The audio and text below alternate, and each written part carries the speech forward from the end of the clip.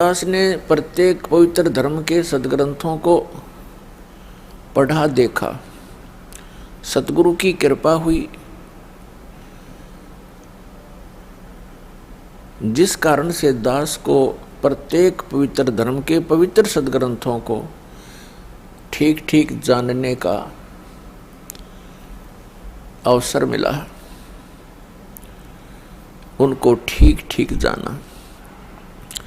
उसके पश्चात इस दास ने जो सत्संग किए, तो इस दास के सत्संगों से ये तो सिद्ध हो चुका है कि कबीर इज गॉड।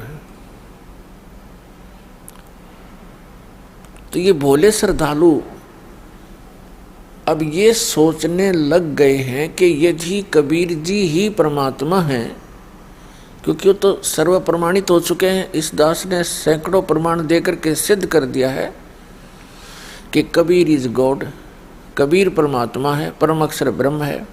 ये काशी में जुलाहा धानक रूप में 120 वर्ष रहकर सह शरीर आए थे, सह शरीर चले गए। सब वेदों से प्रमाण कर दिया। उन जिन महापुरुषों ने परमात्मा का साक्षात्कार किया, उनकी अमर वाणी से हमने ये सिद्ध कर दिया कि परम पूज्य कबीर देव जी ये परम अक्षर ब्रह्म है, ये परम पुरुष है। ये सतलोक में भी इसी रूप में है, नर आकार है। वहाँ इनके शरीर की शोभा बहुत अत्यधिक है, वहाँ बहुत प्रकाश है। यहाँ जब वही परमात्मा आते हैं ज्ञान देने के लिए, क्योंकि यथार्थ ज्ञान परमात्मा ही दे सकते हैं, तो उस समय ये अपने शरीर का जो तेज है हल्का कर लेते हैं, नॉर्मल बना लेते हैं। इसी को समर्थ कहते हैं। जैसे एक कक्ष के अंदर 3-4 ट्यूब जग रही हों, कोई 100 की, कोई 200 की, कोई 500 की, कोई 1000 की, और एक उसमें 0 वाट का भी होता है। तो बाकियों को ऑफ करके 0 का जगा लिया, बस आवश्यक प्रकाश उससे उपलब्ध है। ऐसे ही परमात्मा अपने शरीर को ऐसे कर लेते हैं। तो अब ये भोले श्रद्धालु ये समझने लगे हैं कि यदि कबीर जी ही परमात्मा है, तो कबीर पंथ तो बहुत पुराना है। तो वो जाते हैं उन पुराने आश्रमों में, या अन्य कबीर पंथी जो घनी चटपट बातें करता है वहाँ जाते हैं कि उनके पास फिर यथार्थ मार्ग होगा। इस रामपाल दास को तो ये समझते हैं ये तो अभी लगा है, और वहाँ बहुत पुराना आश्रम है, बहुत पुराने संत परंपराएं हैं, महंत परंपराएं हैं। तो ये भी उन भोले श्रद्धालुओं की भूल और दुर्भाग्य होगा कि जो उनका जाकर फंस जाएंगे। वो तो वही सतीथी होगी, आसमान से गिरे और खजूर में अटक गए। इसलिए ये दास चाहता है कि अब इन कबीर पंथियों का झाड़ा ले लूं। दास ने तो झाड़ा ले चुका है, इनका सब तलाशी ले चुका है। इनके पास क्या है? आपके रूबरू करना शेष रह रहा था। अब ये आपके रूबरू कर रहा हूं, ताकि आप फिर खजूर पर ना अटकें, वहां ना चले जावें उन तत्वज्ञानहीन प्राणियों के पास। इसलिए दास का उद्देश्य कोई किसी की निंदा करना नहीं, एक महापरोपकार का कार्य है। जैसे एक बार किसी ने 500 के नोट नकली छाप कर जनता में भेज दिए। सरकार को पता लगा, ओरिजिनल एंड डुप्लीकेट दोनों को साथ साथ रख कर दिखाया।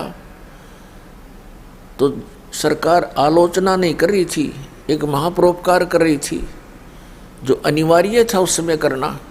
नहीं तो गरीब आदमी सारा दिन में 100 रुपये कमावे, 500 रुपये 2 दिन में 4 दिन में, और वो ठग कर ठगा जाता, कितनी हानि होती उसको, भूखे मरते उसके बच्चे।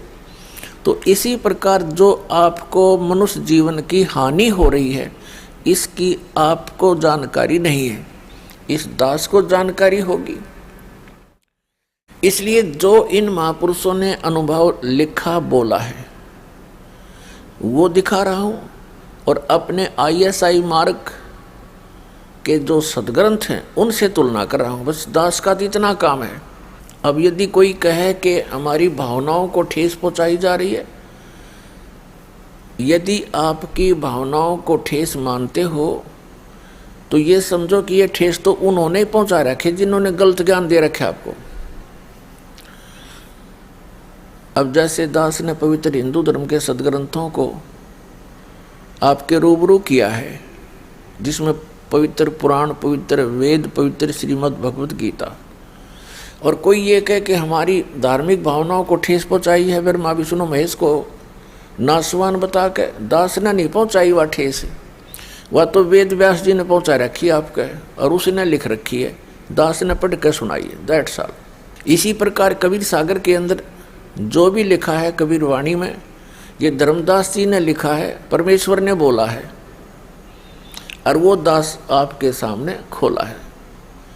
और इन डुप्लीकेट जो इनका उससे नहीं ज्ञान मिलता कबीर सागर से, कबीर साहिब की महिमा से, कबीर साहिब की वाणी से जिसका ज्ञान मेल नहीं खाता है, तो वो डुप्लीकेट संत है, उससे पीछा छुटवा लेना, इतनी सी बात है। और फिर भी आप समझते हो कि नहीं हमारे गुरुजी बिल्कुल ठीक हैं, तो नो प्रॉब्लम, किसी पे प्रेशर नहीं, दास का कर्तव्य बन गया है। परमात्मा ने इस दास को यह सेवा दी है कि जो कबीर परमात्मा खरी खरी कहा करते थे, आज दास को सेवा मिली है। और खरी खरी कहते हैं संत कहावत सोय, जेता मीठा बोलवा तेता संत नहीं होए। तो प्रसंग चल रहा है कि कबीर पंथियों का नंबर आ रहा है। कबीर पंथ के अंदर विशेषकर एक दामा खेड़ा के अंदर महंत परंपरा है। आदरणीय धर्मदास साहिब जी के वो वंशज हैं।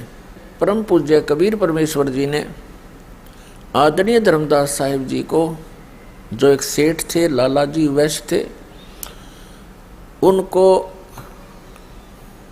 एक वरदान दे दिया था, क्योंकि धर्मदास जी बहुत चिंतित हो गए थे, क्योंकि उनका एक ही पुत्र था, वही नालायक हो गया था। भगवान की भक्ति कबीर साहिब के मार्ग को उसने स्वीकार नहीं किया था। वो बहुत चिंतित हो गया था, कब मेरा क्या होगा, ऐसा कुपूत पैदा हो गया मेरे घर पे। इस चिंता में वो बहुत ज़्यादा दुखी था, चिंतित था। परमात्मा ने उसकी चिंता का निवारण करने के लिए कहा था, धर्मदास चिंतित मत हो, तेरे घर पे मैं और अपनी अच्छी आत्मा भेजूंगा। अब उस समय धर्मदास साहिब जी की आयु 86 वर्ष की हो चुकी थी। ये भी उसके गले नहीं उतर रही थी बात आदरणीय धर्मदास साहिब जी के 86 वर्ष की उम्र में हम दोनों बूढ़े हो गए, पत्नी भी और मैं भी, अब कैसे होगा। तब परमात्मा ने वो आत्मा सतलोक से लाकर प्रकट कर दी उसके आंगन में कि धर्मदास चिंता मत करे, 10वें महीने ये बालक आओगा तेरे घर पर। और फिर साथ में परमात्मा ने उसका दृढ़ विश्वास कराने के लिए कहा था कि तू चिंता ना कर, इस कलयुग में तेरी 42 पीढ़ी तक वंश चलेगा। और उस 42 पीढ़ी में तू ऐसा करना, इनको परमात्मा के नाम से, जो मैं तुझे बताता हूँ, इस नाम से लगा के रखना, ये पार भी हो जाएंगे। फिर चिंता बनी कि ये मेरे वंश पार भी हो जाएंगे। धर्मदास जी ने कहा तो परमात्मा ने कहा कि पार होंगे नाम से, सतनाम और सार नाम से, पूरे प्रोसेस को अपनाएंगे, मेरे वचनों का पालन करेंगे, तो तेरे वंशज भी पार होंगे और भी कोई भी नाम लेगा वो भी पार होगा। तो अब उन दामा खेड़ा वालों ने ये एक भ्रमणा फैला रखी है कि जो दामा खेड़ा से नाम लेगा, यानी धर्मदास जी के वंशजों से, वही पार होगा। नहीं,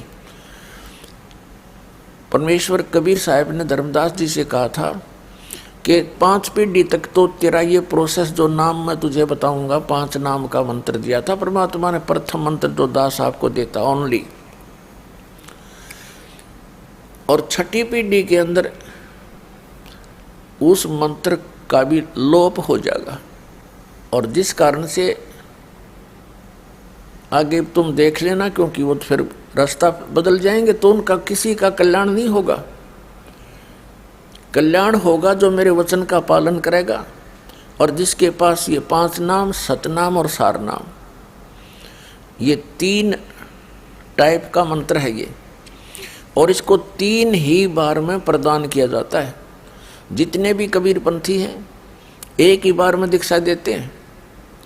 और इस दास ने कबीर सागर तो पढ़ा बाद में, और मेरे परमात्मा ने पहले से ही मुझे ये प्रोसेस बता दिया था कि ऐसे ऐसे करके ये दीक्षा देनी होती है। सन 1994 से दास दान कर रहा नाम, और 1994 से दास के शिष्य लाखों की संख्या में हैं। उन सबको मालूम है किस प्रकार ये नाम दान दिया जाता है। यानी दीक्षा का प्रोसेस कितनी बार में पूरा होता है? 3 बार में होता है। प्रथम बार में केवल प्रथम सत्र का वो 5 नाम का मंत्र दिया जाता है। ये 5 नाम वो नहीं है ज्योति निरंजन निरंकार ओंकार आदि, नहीं। ये परमात्मा ने दे रखे हैं करने नो दीदार महल में प्यारा है। इस शब्द के अंदर वो 5 नाम हैं जो गणेश जी के, सावित्री ब्रह्मा जी के, और विष्णु लक्ष्मी जी के, पार्वती और शिव जी के, और दुर्गा के।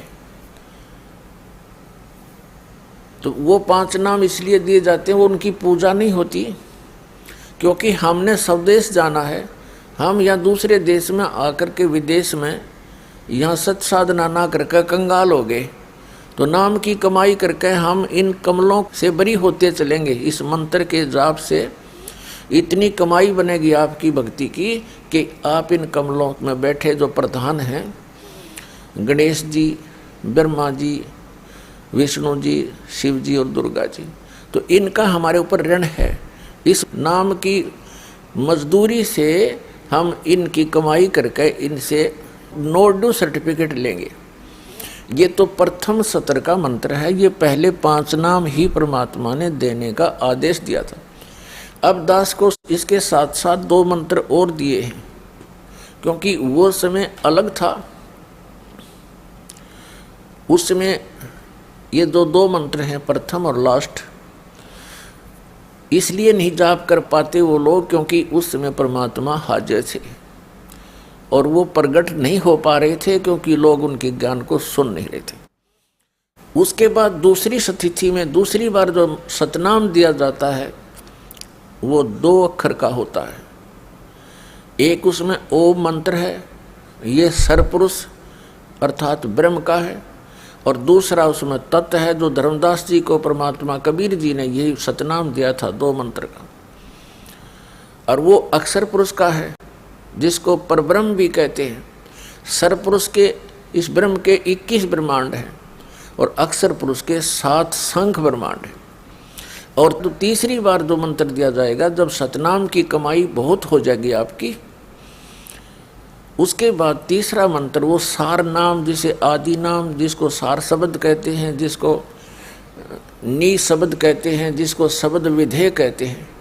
जैसे सतनाम के 2 अक्षर का जाप है वो श्वास उश्वास से है, लेकिन सार शब्द का सिमरन केवल सुरती से होता है, सुरत और निरत से।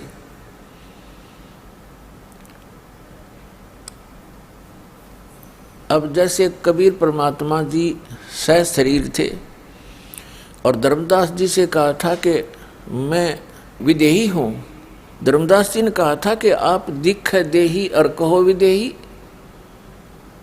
तब परमात्मा ने कहा था ये मेरी अलौकिक देही है, ये शरीर है अलौकिक है, इसको विधेय कहते हैं।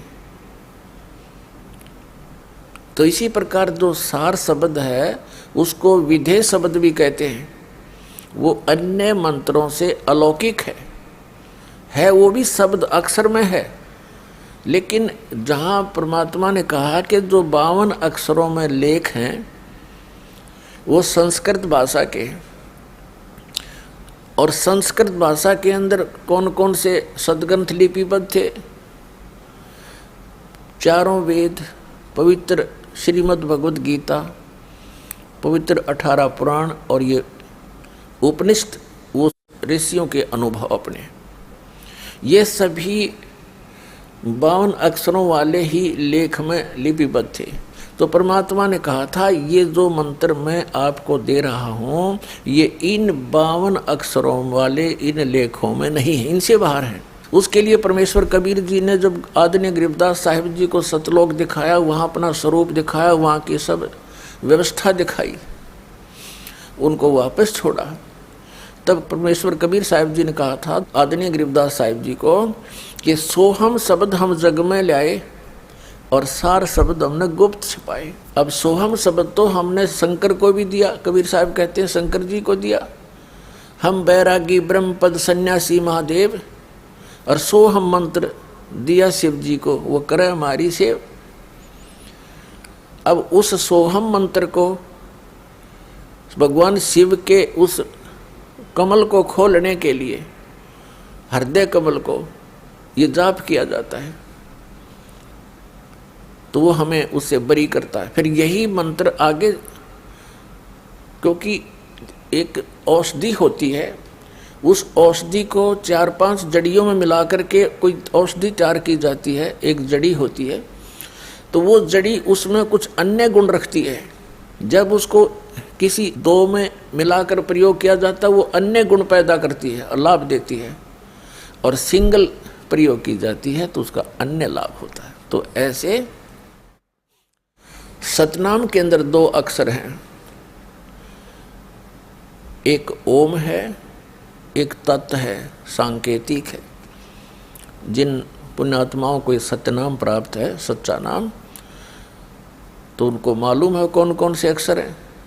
और तीसरा वो सार शब्द है, सार नाम है, आदि नाम है, वो भी जिनको प्राप्त हो चुका है उनको मालूम है। अब ये कहते हैं वो कहने में नहीं आता, वो तो बोलने में नहीं आता, ये भाव है सिमरन का। सिमरन के समय वो अकय शब्द है, वो बोलना नहीं होता। अरे ये नीम हकीम कबीरपंथी मारे सट्टे के नाम की कमाई की कोई आवश्यकता नहीं।